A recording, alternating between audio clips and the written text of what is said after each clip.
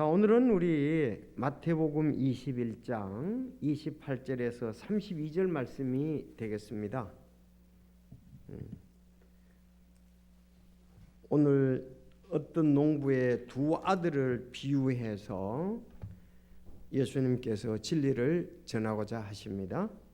마태복음 21장 28절에서 32절. 자, 32절까지요.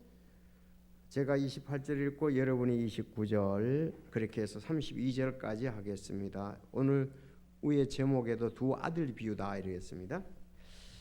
자, 그러나 너희는 어떻게 생각하느냐? 어떤 사람에게 두 아들이 있었는데 그가 첫째에게 가서 이르되 아들아 오늘 내 포도원에 가서 일하라 하니 그가 응답하여 이르되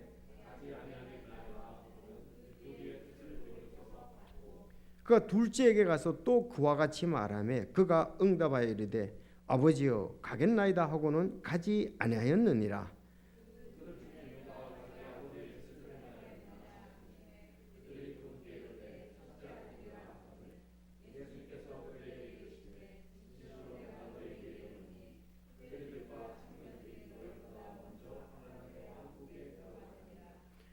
요한이 의의 길로 너희에게 왔어도 너희는 그를 믿지 아니하였으나 세리들과 창녀들은 그를 믿었으며 너희는 그것을 보고도 그 뒤에 뜻을 돌이켜 그를 믿으려 하지 아니하였느니라. 아멘. 자, 기도하겠습니다. 하나님 아버지, 오늘 마태복음 우리 주님께서 말씀하신 부분들을 저희들이 잘 알고 또 적용하며 아버지께 영광을 돌리기를 원합니다. 선하게 인도해 주시고 특별히 성령께서 이 말씀을 잘 조명하여 주시옵소서. 우리가 참 겸손히 긍휼의 마음을 가지고 말씀을 받게 하시며 또 이 말씀으로 말미암아 열매들을 맺는 또 귀한 사역 저희들 잘 감당케 도와주시고 하나님이여 능력과 지혜로 함께해 주시옵소서. 오늘 이 말씀의 복을 허락해 주시기를 간절히 바랍니다. 예수님의 이름으로 기도드리옵나이다. 아멘.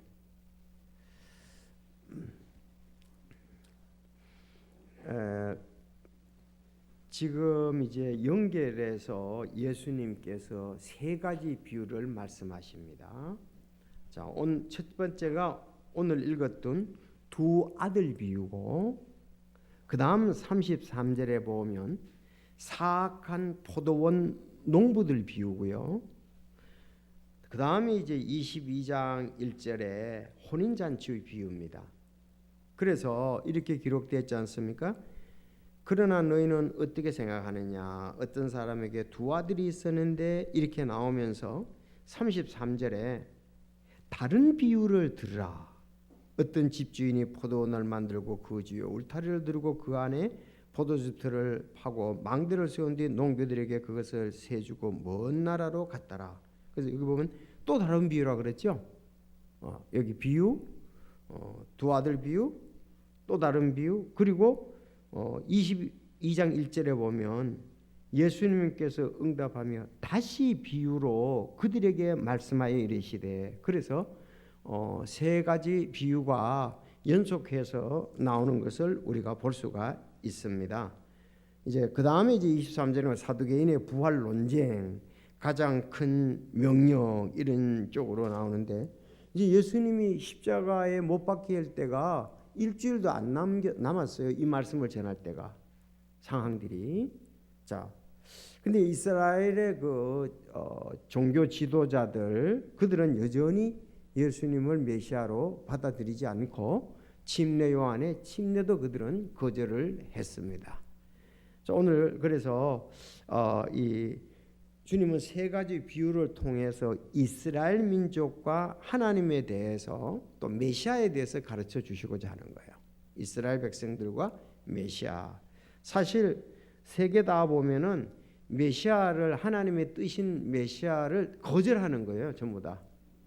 여기서도 지금 두 아들의 비유를 통해서도 거절하는 걸 말하고, 사악한 포도원 농부를 비유를 들어도 아들이 왔는데도 그런 부분, 또 혼인 잔치에서도 초대받고 이런 부분에 대해서 결국은 순수하게 겸손히 긍휼의 마음을 가지고 메시아를 받아들이지 않았다는 거죠.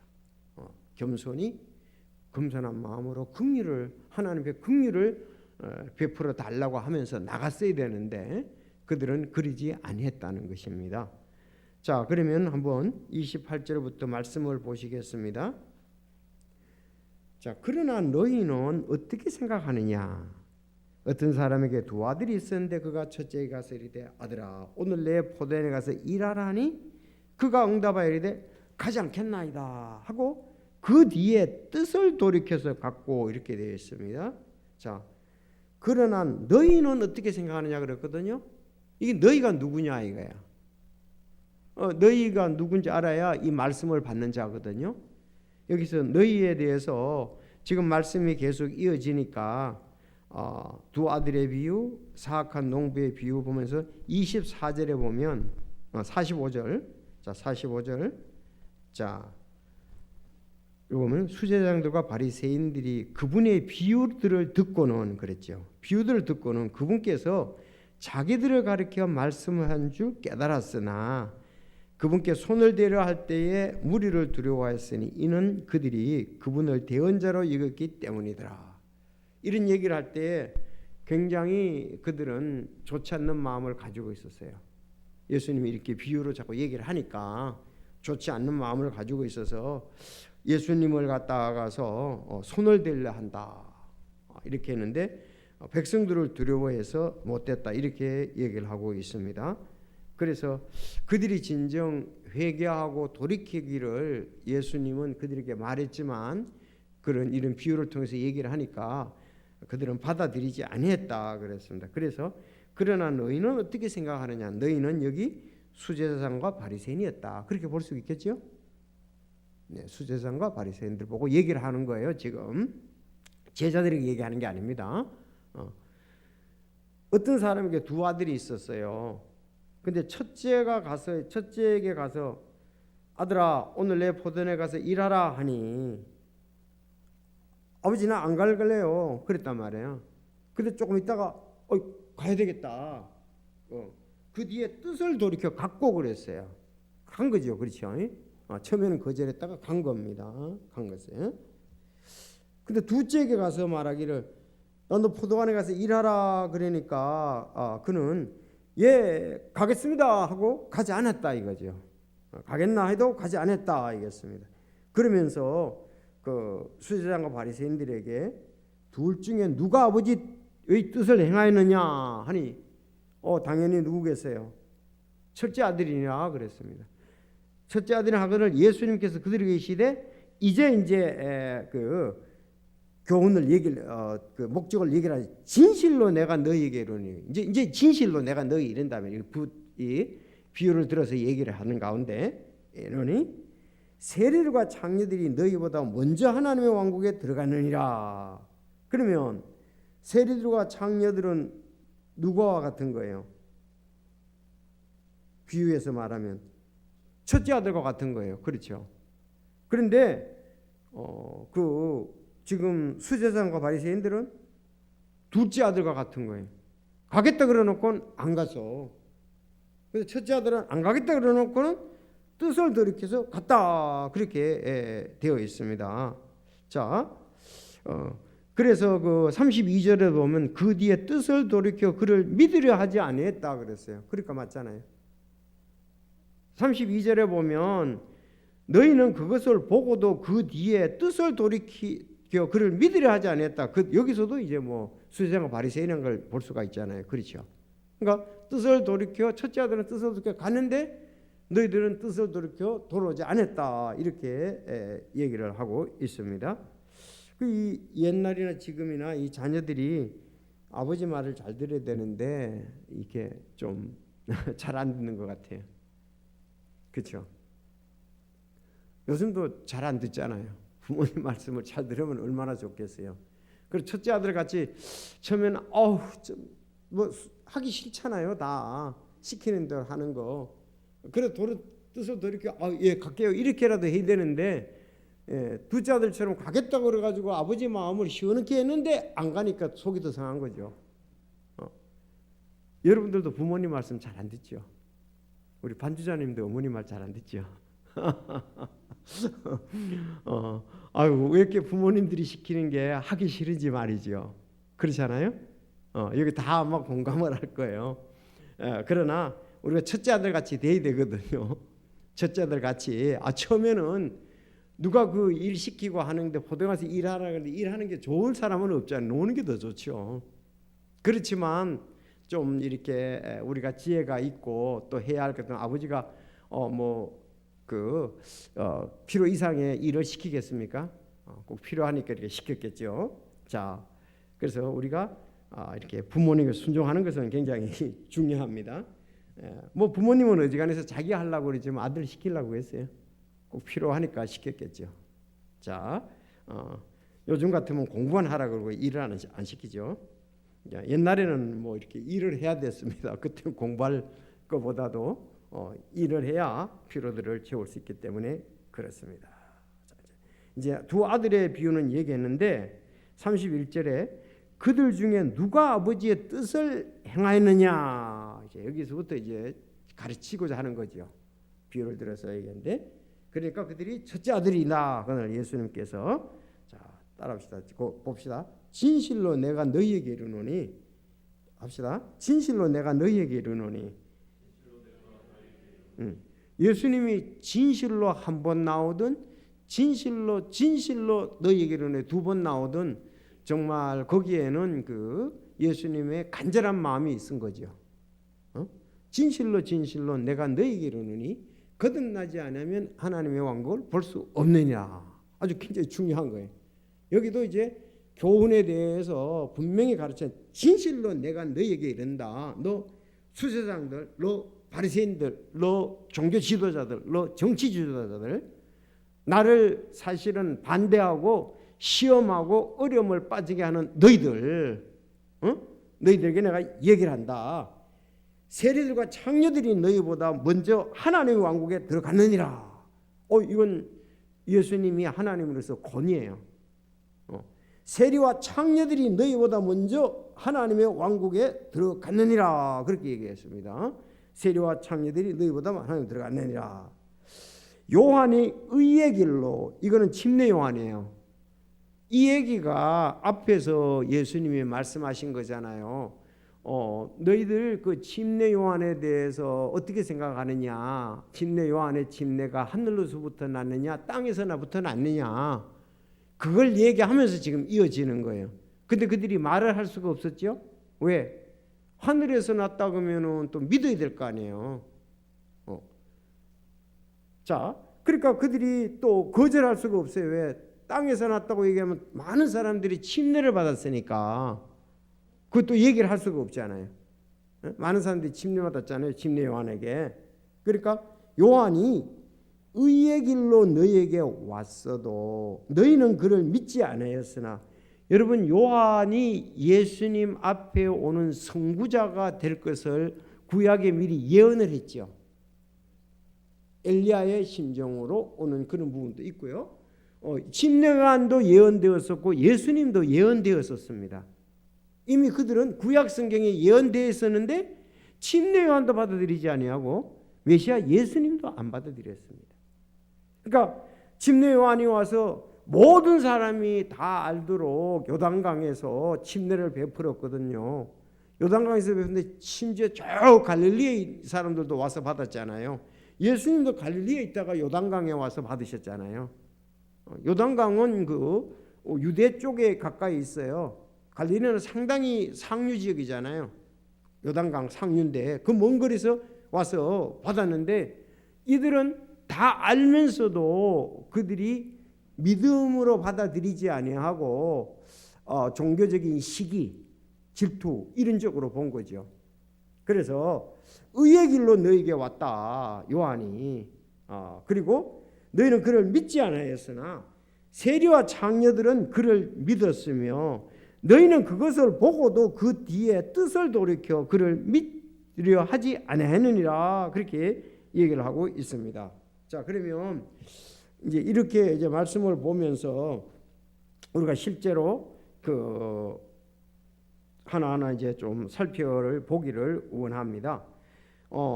여기에 그 세리들과 창녀들이 너희보다 이 요한의 침례를 받았다고 그랬죠. 거기다가 써놓으세요. 세리들과 창녀들이 너희보다 먼저 하나님 왕을 받았다는 그 세리와 창녀, 그것이 누가복음 3장 12절에 보면, 누가복음 3장 12절에 보면 그때의 세리들도 침례를 받으려고 와서 그에게 이르되 선생님이여 우리는 무엇을 하리까 하매 3장 13절 그가 그들에게 이르되 너희에게 정해준 것 이상으로 거두지 말라 하니라 그랬어요. 그러니까 세리들이 예수님 앞에 사도 요한 침례 요한 앞에 온 거예요. 침례 요한 앞에 온 거예요. 내가 침례 요한 앞에 왔는데 그 침례 요한 앞에 와서 침례 받으니까 그러면 우린 뭐 해야 됩니까? 그러니까 너들 정해준 것 이상으로 그 돈을 거두지 말라 그랬습니다. 그러니까 이제 와서 받았다는 증거가 있잖아요. 기록이 되어 있지 않습니까? 그렇죠? 자, 이 세리들, 세금 거두는 사람인데요. 오늘 아침이죠. 그 역대하 10장 18절에도 보면 오늘 아침에 그때 르호보암 왕이 공세 감독하던 하도람을 보내었더니 이스라엘 자손이 그를 돌로 쳐 죽이니라. 그러나 르호보암 왕은 급히 자기 병거에 타고 예루살렘으로 도망하였더라. 이스라엘이 다윗의 집에 반역을 일으켜 이날까지 이르렀더라 그랬습니다. 이 르호보암이 세겜에 갔잖아요. 세겜 북쪽 세겜에 갔는데 거기는 열지파들이 모여 있단 말이에요. 열지파. 열지파들이 모여서 지금 열지파하고 여로보암이 이제 르호보암에게 얘기를 하는 거예요. 아버지가 우리 부역으로 인해서 너무 우리를 힘들게 했으니까 가볍게 해달라고 했습니다. 그래 3일 후에 오라 그러면서 그 르호보암이 얘기를 하잖아요. 그 원로들하고 얘기를 하고 자기와 함께 자는 젊은이들하고 얘기를 하는데 원로들의 말을 듣지 않고 그 젊은이들의 말을 듣고 나는 가볍게 해주는 게 아니라 더 너희들에게 부역을 많이 시키겠다. 뭐와 뭘 비유했죠? 응? 정갈을 얘기를 했잖아요. 채찍으로 한다는 것보다 정갈이 더 고통을 주거든요. 나는 정갈로 다스린다 이렇게 얘기를 하면서 또 그런 소리 한다고. 그래서 그들이 다 가버렸단 말이에요. 흩어졌어요. 흩어졌는데 이 세금 거두는 자가 세금 총독이 누가냐면은 하도람이에요. 그래서 하도람을 글로 보냈어요 그들에게. 그러니까 그 열지파가 화가 나가지고 하도람을 돌로 쳐주겠단 말이에요. 겁이 나니까 어떻게 했어요? 지금 르호보암은 예루살렘으로 돌아왔어요. 예루살렘에는 지금 두 지파가 있는 거예요. 유다 지파와 베냐민 지파가 있는 거예요. 베냐민 지파는 적어가지고 그냥 소속돼 있어 이름이 나올 때 있고 안 나올 때가 있습니다. 자, 그래서 예루살렘을 이렇게 돌아왔는데 여기도 공세에 대해서 얘기합니다. 뭐 나라는 세금이 없으면은 운영이 될 수가 없잖아요. 그런가 하면은 속국들은 전부 다 세금을 냈어야 되잖아요. 그래가지고 솔로몬이 뭐 엄청난 금을 갖다가서 그들에게 세금으로 거둬들이고 그랬던 것을 볼 수가 있잖아요. 여기도 이 세리들 세금 거두는 사람들인데 그 당시에는요 어디다 세금을 내야 돼요? 로마 정부에다 내는 거예요. 총독 내 거둬간다고요. 응? 그래서 가이사의 것은 가이사에게 그랬죠. 그건 공세인 거예요. 공세에게. 솔로몬이 지방 그 나라들로부터 받았던 것처럼 로마 나라가 이스라엘의 세금을 걷어간단 말이에요. 그래서 가이사의 것은 가이사에게 그렇고 그건 가이사가 총독이자 왕이잖아요. 로마에 그런 것처럼. 그래서 로마 정부에서 이 세금을 거두는 사람이 있는데 두 부류의 사람이 있었어요. 한 부류는 자기 밑에 부관을 두고 로마 제국의 세금을 거두어서 가지고 황제에게 결국은 바치는 그런 위치에 있는데 이 사람은 부관이 있는 사람은 세력이 막강하지요. 그러나 그 밑에 부관들이 있단 말이에요. 부관들이. 이 부관들이 어떠냐? 이 대부분이 유대 사람이란 말이에요. 유대인들이. 유대인들이. 이 사람들이 오늘 여기 회개할 때도 얘기했지만 더 걷어버리는 거예요. 로마의 세금이 만약에 한 달에 10,000원이라 그러면은 12,000원도 받기도 하고 또 다른 거에 대해서 뭐 물건 같은 게 있으면 더 많이 받기도 한다. 그러니까 이스라엘 사람들은 아주 그 유대인들 부관들을 굉장히 경멸했고요. 그들은 막 이렇게 강도같이 이런 수준으로 얘기를 했습니다. 그래서 그 당시에 이렇게 얘기했대요. 광야의 가장 잔인한 짐승은 곰과 사자이지만 도시에서 가장 잔인한 짐승은 세리와 기생충이다. 아주 세리들에 대해서 가장 잔인한 사람들이다. 이렇게 얘기를 해서 유대인들이 세리들을 극도로 미워했어요.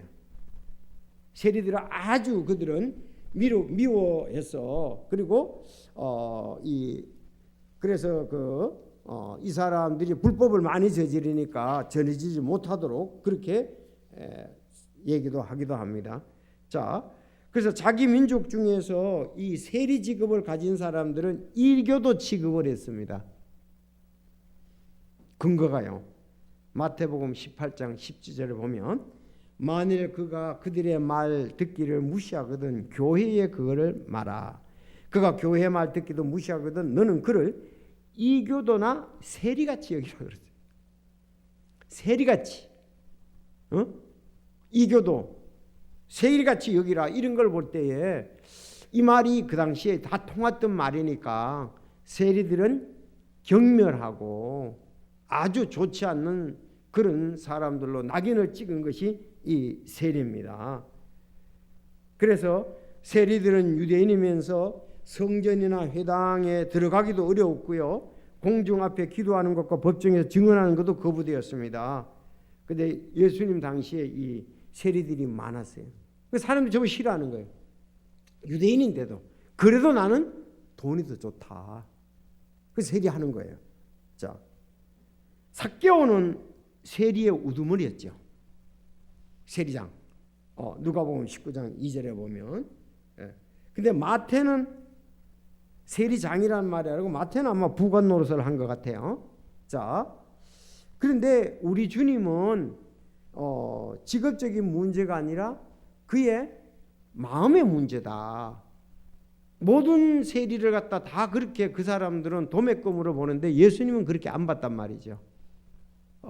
제대로 하는 그 세리들 그리고 그 자기에 대해서 회개하고 받아들이는 이런 세리들. 그래서 예수님은 세리와 죄인의 친구다 이렇게 비난도 받았지만 그는 받아들였습니다.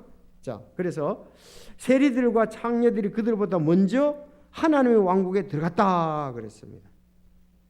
세리들과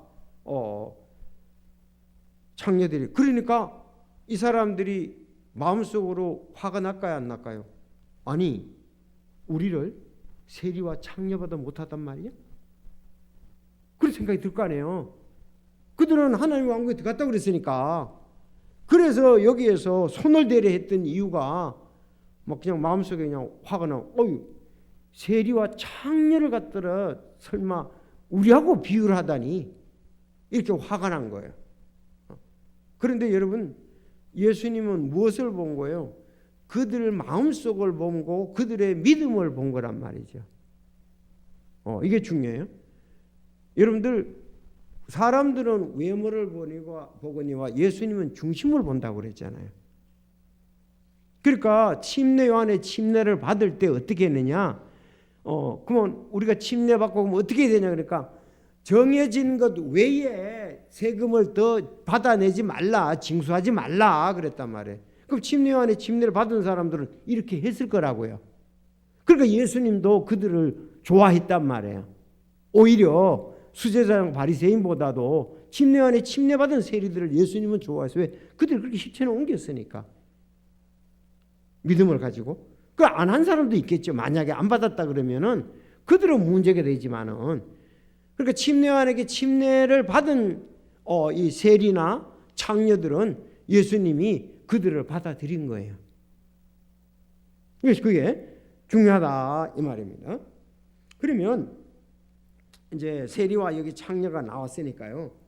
이 누가복음 18장 10절에서 14절이 아주 좋은 이 교훈의 내용인데요. 거기 보면 두 사람이 기도하러 성전에 올라갔지요.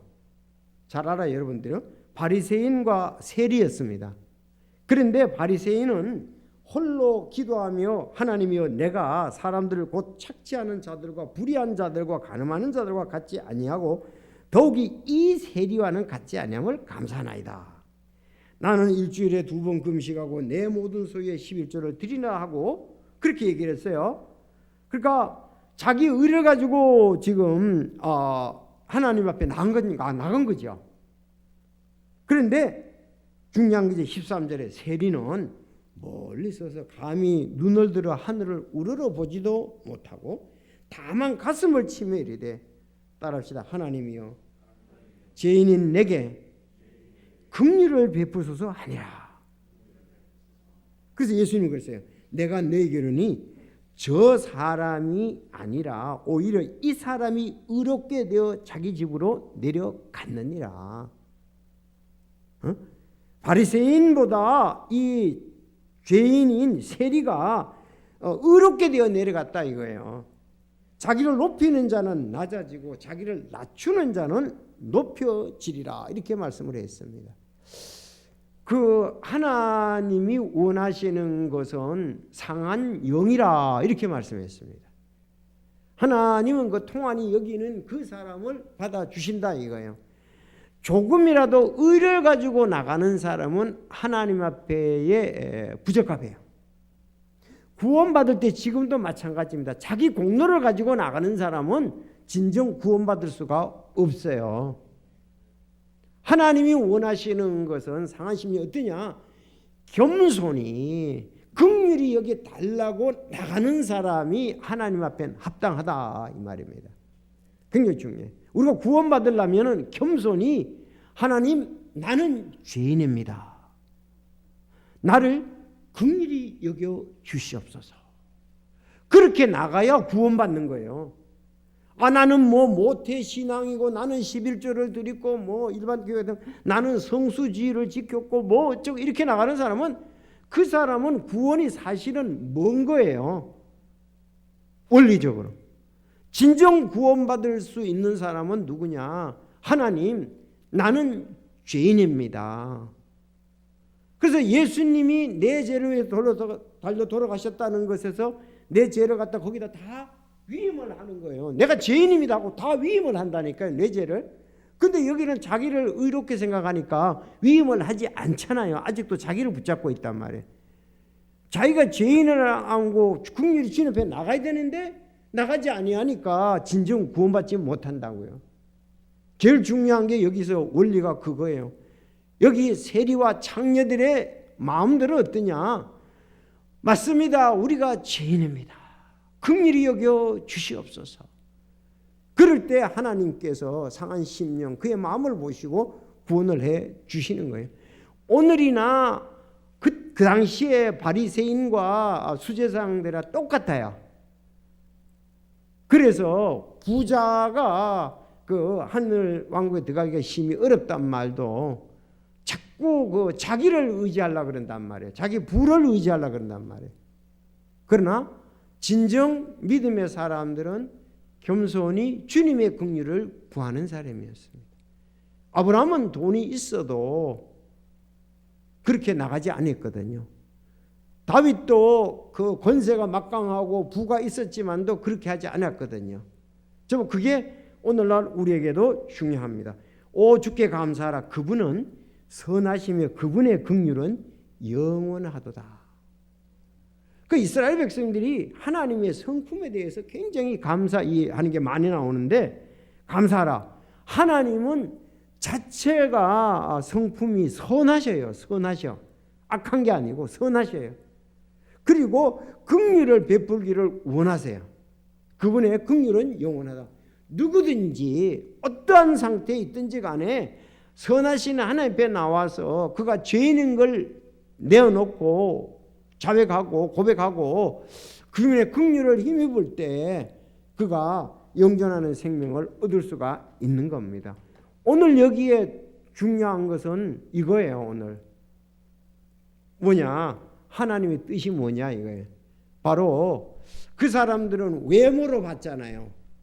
수제사장과 바리새인들은 너는 창녀야, 너는 세리야. 그런데 하나님은 그 속에서 긍휼을 가지고 그들을 보시는 거예요. 불쌍히 여기는 가지고 그들을 보셨습니다.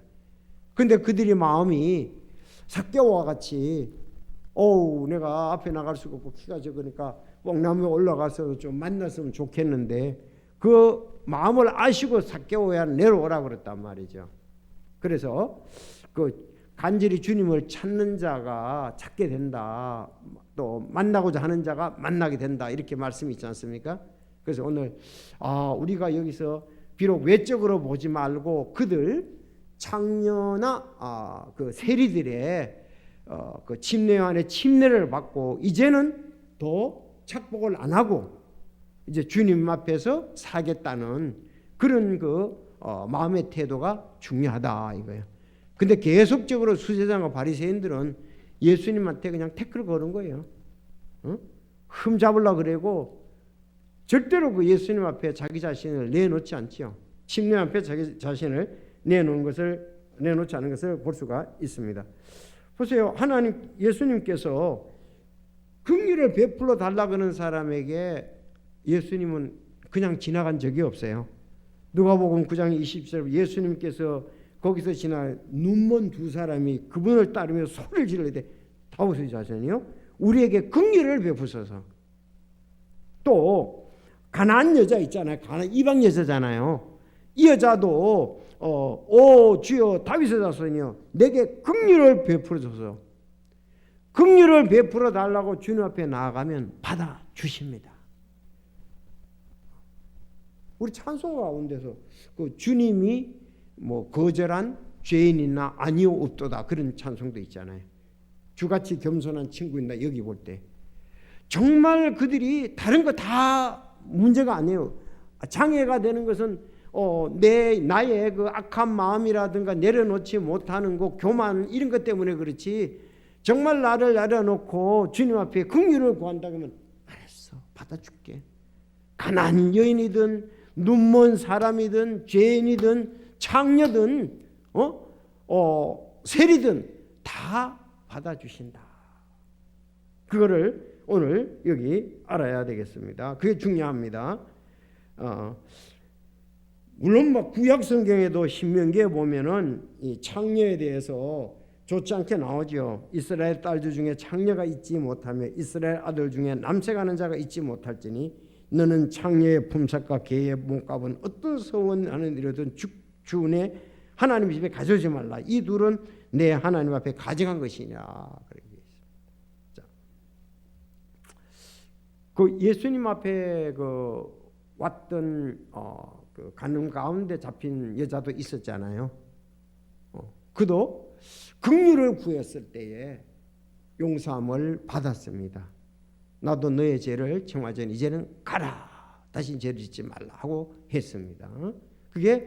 이건 하나님이시니까 가능. 우리 사람은 그 선입관 때문에 절대로 그걸 포기를 안 한다고요. 그래서 주님은 선입감이 아니라 오늘 여기 창녀와 세리들의 선입감이 아니라 그들의 마음 중심을 보셨습니다. 마음 중심을 보셨다. 그게 다르다 이렇게 보면 되겠습니다. 자, 그러면 여기 하나님의 왕국에 먼저 들어갔다 그랬잖아요. 이들도 회개치 않으면 이들은 하나님 왕국에 들어갈 수가 없겠죠. 근데 저도 이제 가끔 이렇게 생각해서 이스라엘 백성들은 택한 선민이기 때문에 다 하나님께로 돌아올 거야 그랬잖아요. 아니에요.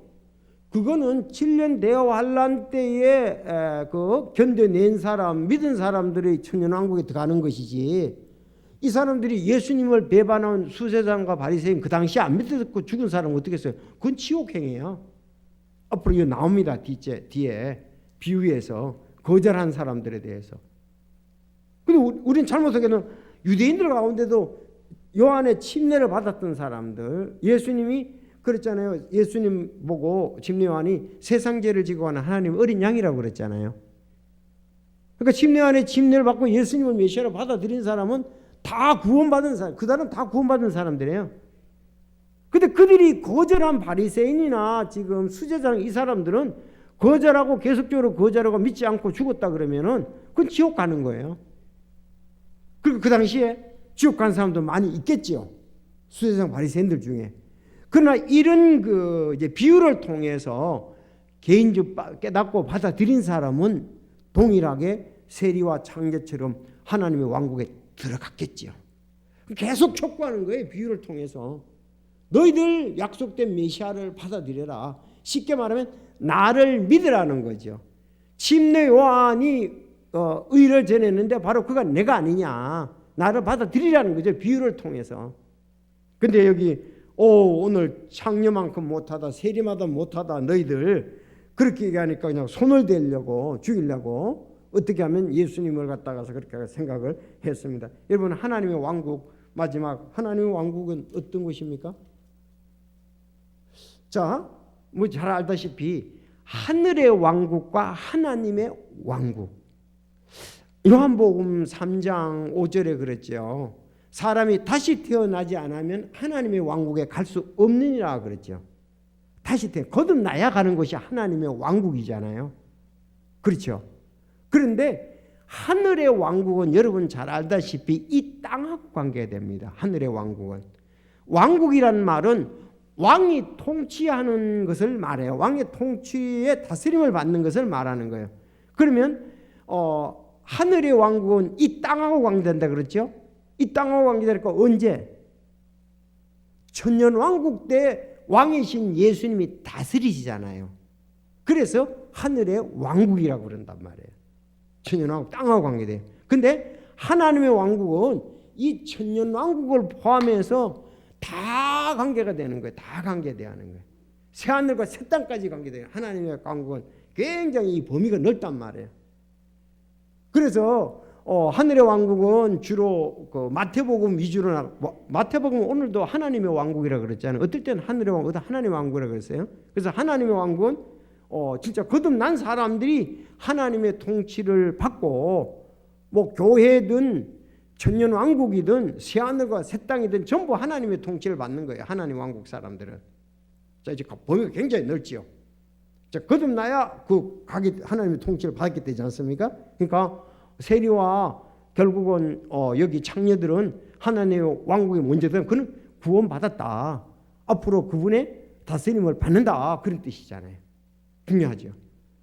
그래서 우리도 거듭나지 아니하면 하나님의 왕국을 그 소유를 받을 수가 없다. 그렇게 볼 수가 있습니다. 그래서 그러니까 하나님의 왕국을 때로는 지옥 불하고 반대 개념으로 얘기를 했다고요. 이 마가복음 9장 47절에 보면 하나님의 왕국에 들어가는 것이 두 눈을 가지고 지옥 불에 던지는 것보다 내게 더 나으니라 그랬잖아요. 하나님의 왕국을 지옥하고 대조적으로 이렇게 해서 얘기를 했으니까 하나님의 왕국이야말로 천국과도 관계가 있다 이렇게 보면 되겠죠. 완전히 천국만 얘기하는 것은 하늘 왕국이라고 얘기하죠. 우리가 하늘 왕국. 그렇지만 하나님의 왕국은 전부 다 관계되는 거예요. 교회도 그 안에 있고 천연왕국도 그 안에 있고 새하늘과 새 땅도 전부 다 그 안에 있다고. 그 웨런 웰스비 아웃라인에 보면 동그라미 통해서 잘 그 기록이 되어 있습니다. 자, 그래서 오늘 우리가 하나님의 왕국에 들어가려 그러면은 반드시 다시 태어나야 된다. 거듭나야 된다. 그 뜻을 알고 이들은 안 받아들였는데 누구든지 겸손히 하나님의 긍휼을 간구하는 자는 그 앞에 나가면 하나님이 긍휼히 여기시고 영존한 생명을 주신다는 겁니다. 오늘 여기 계속 수제사장과 바리새인 너희들 이 창녀와 뜻을 돌이켜 갔듯이 너희들도 뜻을 돌이키고 돌아오라는 거죠. 지금 돌아오는 겁니다. 자, 계속적으로 이게 비유를 통해서 하나님께서 말씀. 자, 그러니까 참 우리가 이렇게 돌아왔다는 것은 기적이죠. 신비죠. 아직도 많은 사람들이 뭐 이런 것을 받아들이지 아니합니다. 그래서 이게 신비다. 우리는 그렇게 믿고요. 참 감사를 드립니다. 로마서 11장 25절 이방인의 수가 충만할 때까지 유대인들은 더러는 지금 다는 그렇지만 더러는 그들에게 구원이 이제 우리 이방이 충만에 찰 때까지 그들은 기다리는 거죠. 그렇지만 그들도 지금 하나님의 왕국을 예수 그들을 통해서 받아들여야 되잖아요. 거듭나야 되잖아요. 그렇죠? 그것도 거듭나지 않으면 그들은 어디 가야 되겠어요? 유대인이지만은 받아들이죠. 메시아를 거절하면 그들도 지옥 불타는 곳에 간다고 여기 혼인잔치의 비유에서 나와요. 이제 자, 여기까지 오늘 보도록 하겠습니다. 기도하겠습니다.